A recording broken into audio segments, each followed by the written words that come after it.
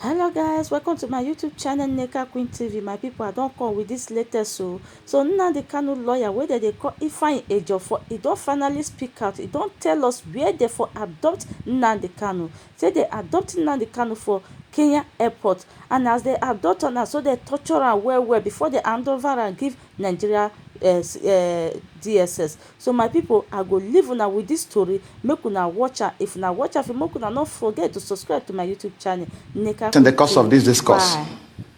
Bye. First of all, there was a clear collaboration between the Kenyan government and Nigerian government. I'm happy now that they are denying the fact that Nnamdi Kanu was arrested in their place and also handed over to Nigerian government. But I can assure you that by the time we finish with them at the international court, they will not remain the same. What's important at this stage, and I've already made known to the world, is that he was arrested at the airport on the 19th day of June 2021. And he was taken to an unknown residence. That is a fact. He wasn't taken to a custody, and they recognized the official custody of the police over there. He was taken to an unknown residence where he was subjected to inhuman treatment. Nnamdi Kanu was tortured, maltreated, and beaten, mercilessly beaten. So these are facts within our knowledge, confirmed by him to us. So after spending 8 days in their custody, illegal custody, they now beckoned on the Nigerian counterpart to come for him. And by the time they came, Nnamdi Kanu was apparently unconscious at the point they came to pick him. He was unconscious. He was near lifeless at the time they were back taking him to Nigeria. So, and consequently they brought him here. So now, to tell you the level of their conspiracy and the desperation to get him jailed at all costs by enemies. They brought him here on a Sunday, and the federal government is fully aware that I'm the lead counsel to Nnamdi Kanu. And there's a charge against him before the court, which has been subsisting has been going on. Because after invasion of his premises on the 14th of September 2017 by the Nigerian military and soldiers, who killed over 28 persons in his house, and by act of providence he was narrowly escaped, we filed an application before the court for an inquest into what transpired in his house on the 17th of September 2017, for court to inquire as to what happened in his house, what led to his disappearance.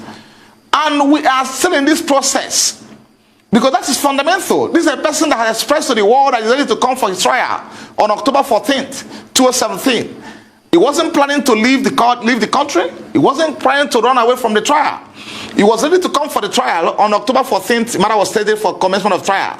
Then on September 17th, his house was invaded.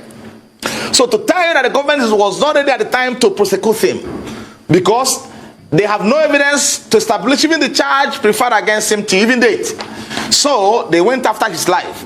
Now it's compelling on the part of the court to inquire what happened to this person I granted bail, what led to his disappearance.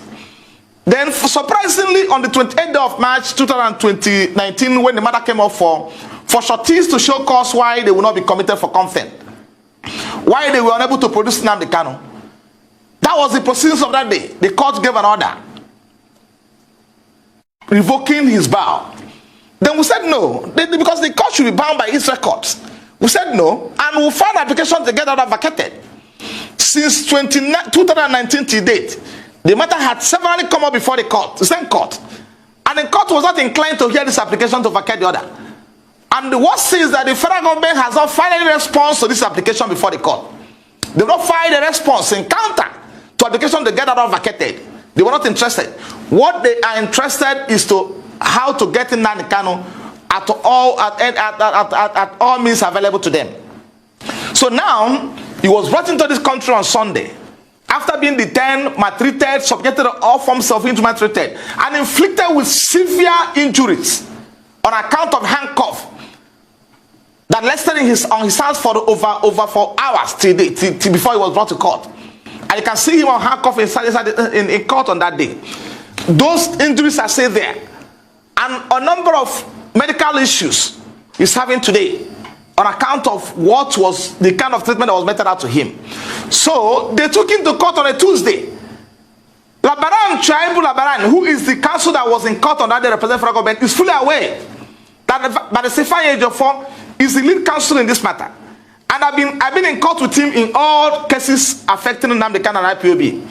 He never extended the courtesy of informing me that this matter, that my client was arrested, was abducted, because in this case wasn't arrested. So but when we get to that bridge, we'll cross it. He was abducted and kidnapped from Kenya and brought into this country. So now he didn't feel it confident, didn't see it confident or deem it appropriate to inform me that my client was arrested and has been brought to court on Tuesday.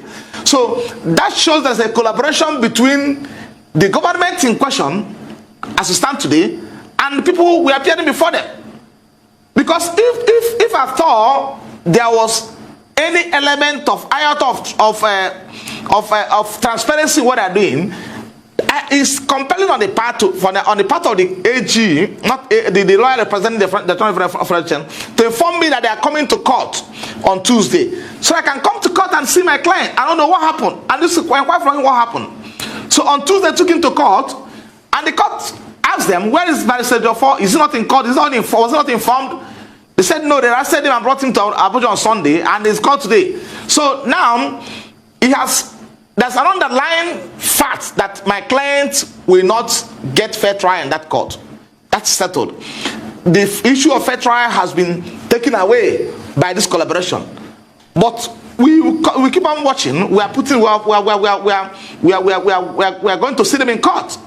So that is what happened as of today. I've seen him, and he has given me every information and detail about what transpired in Kenya, how he was arrested, how he was taken to a non-destination, and how he was maltreated, how they nearly killed him over there. And it's obviously from what he told me that it was at the behest of the federal government that they were doing those things. So until when they beckon on them to come, these are against an obvious infraction to all international laws and treaties. So, but at that level, we're addressing it. We're going to address an international court at that level. So let me concern myself what's happening in the country. So it's obvious from every indication that my client will not get a fair trial in this court. Obvious. Until when the contrary is established. And now, Nnamdi Kanu was manded in prison custody. Let me underline this fact. Long before he was granted bail, he spent over 2 years in custody before he was granted bail. The court itself is aware that he was in prison custody before he was granted bail.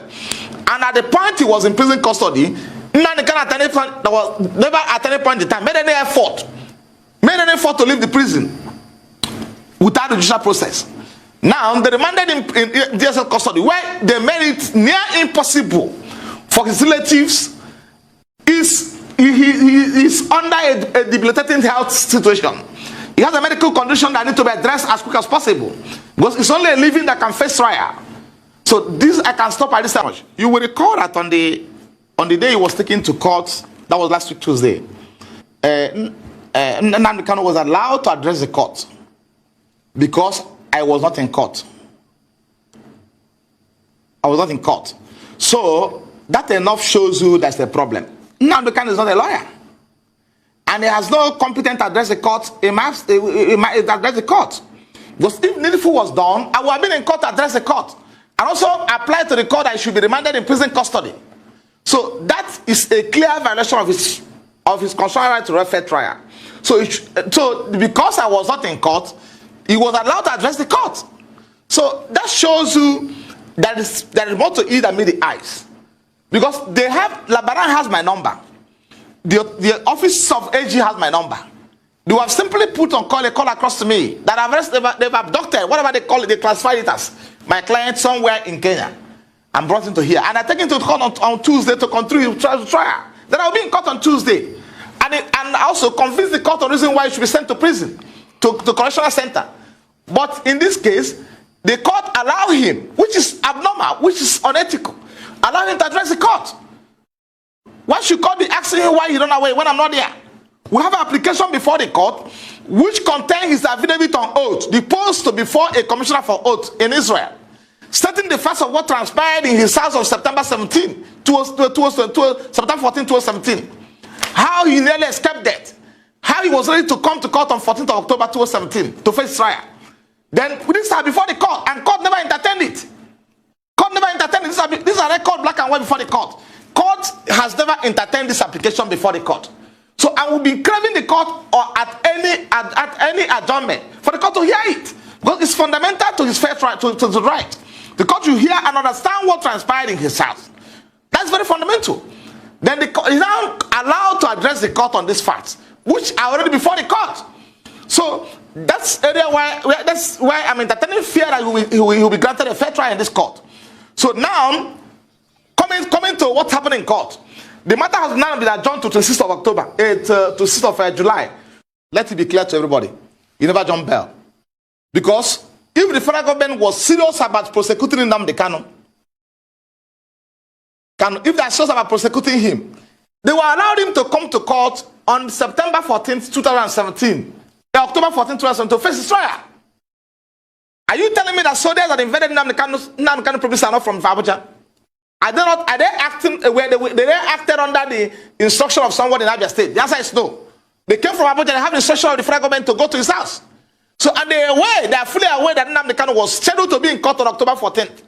And in one of his broadcasts prior to the invasion of his premises, he told the world that he's coming to court to over 1 million members of IPOB.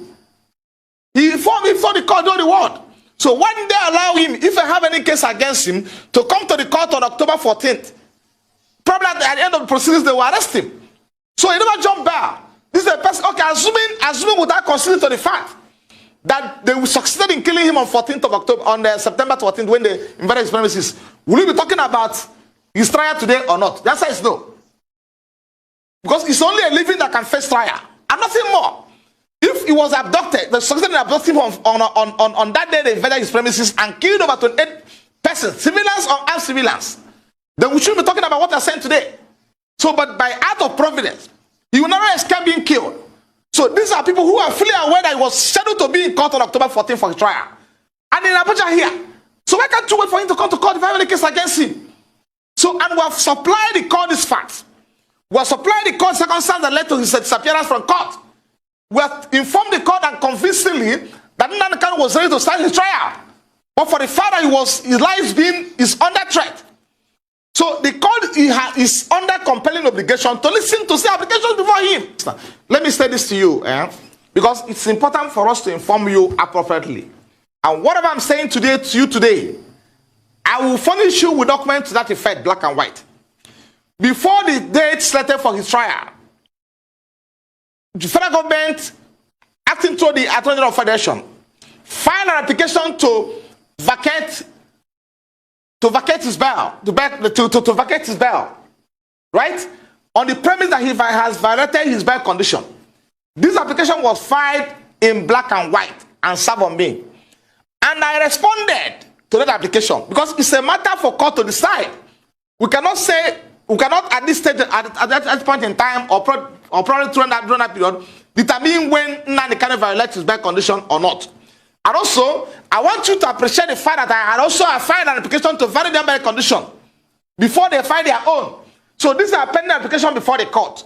The court to hear my application to vary his bail condition, hear the one filed by the federal government that he has violated the bail condition, and also hear the one I filed in reply to what the federal government filed, stating that Nnamdi Kanu never violated his bail condition. So they're supposed to hear those applications. The court is under a duty to hear that application and make decisions